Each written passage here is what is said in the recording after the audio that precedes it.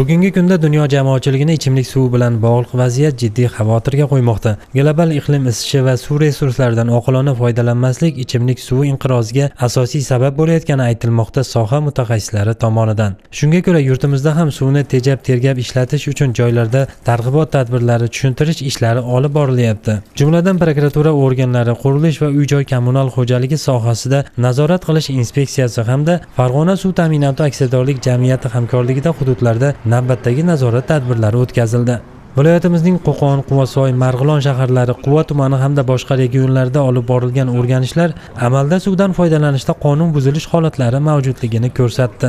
121 ta holatda ichimlik suvi ta'minoti va oqova suvlarni chiqarib yuborish tizimlariga noqonuniy ulanish holatlari aniqlandi. O'rganishlar davomida qayd etilgan barcha qonun buzilish holatlari bo'yicha huquq-tartibot idoralariga taqdimnomalar kiritildi. Muammolarni bartaraf etish choralari belgilandi. Iste'molchilar tomonidan, jumladan aholi tomonidan ham qonun buzish holatlari afsuski kuzatilib borilmoqda.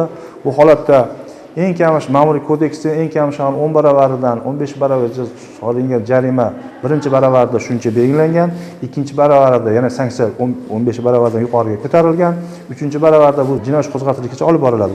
E'tibor qaratish kerak bo'lgan yana bir muhim jihat ichimlik suvining har bir xonadon va ishlab chiqarish manziliga kirib kelishi uchun yuzlab xodimlar mehnat qilishadi. Salmoqli mablag' sarflanadi. Shunday ekan suvdan oqilona foydalanish har birimiz uchun ham farz, ham qarz hisoblanadi.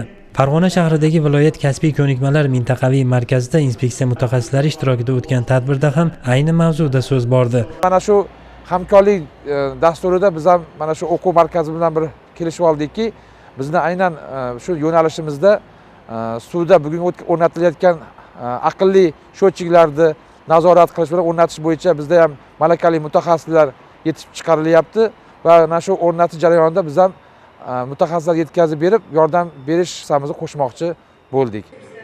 Fuqarolarning fikr-mulohazalari tinglandi. Mas'ullar ularning savollariga batafsil javoblar berishdi.